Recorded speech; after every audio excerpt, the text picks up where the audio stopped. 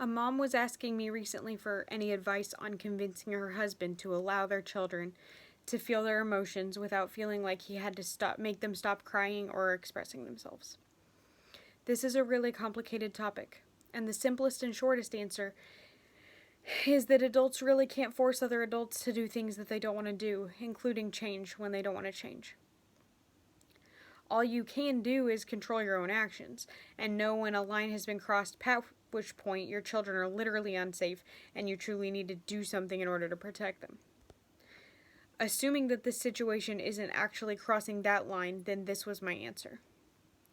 Often parents really struggle with children expressing emotions that they themselves, the parents, would have been unsafe for expressing as children. I wouldn't be shocked if crying wasn't very welcome when he was little. It's really hard to move past that. It's hard to convince anybody to change if they don't want to change, obviously, but it might help to try to figure out, by asking him or by talking about it, what is it about the crying that bothers him so much? Not at a time when somebody is already crying. It's probably lots of things, but you might be able to target one factor at a time.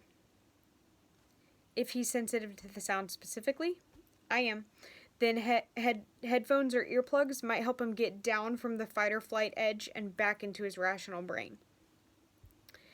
If he's sensitive to feeling like someone's watching over his shoulder or will judge his parenting, whether that's true or not, it might help to identify that thought out loud and what factors might be building into it.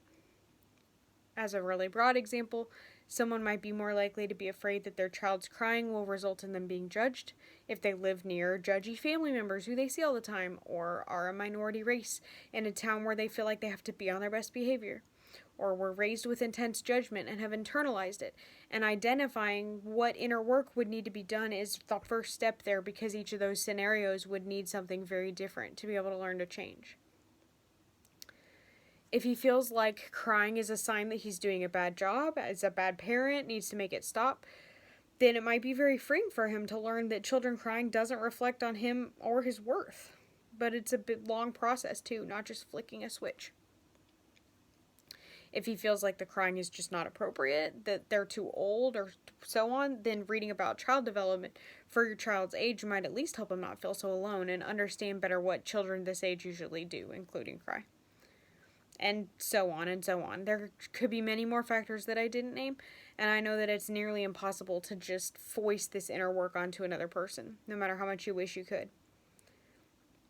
Maybe if you can non-judgmentally have a conversation about it, where you tell him that you really and truly want to hear his side, and you literally just listen reflexively without correcting or interjecting anything, even if he's the wrongest wrong who ever wronged, it might be the tiniest step forward toward being able to come to a better place together, where he can more readily handle children being children.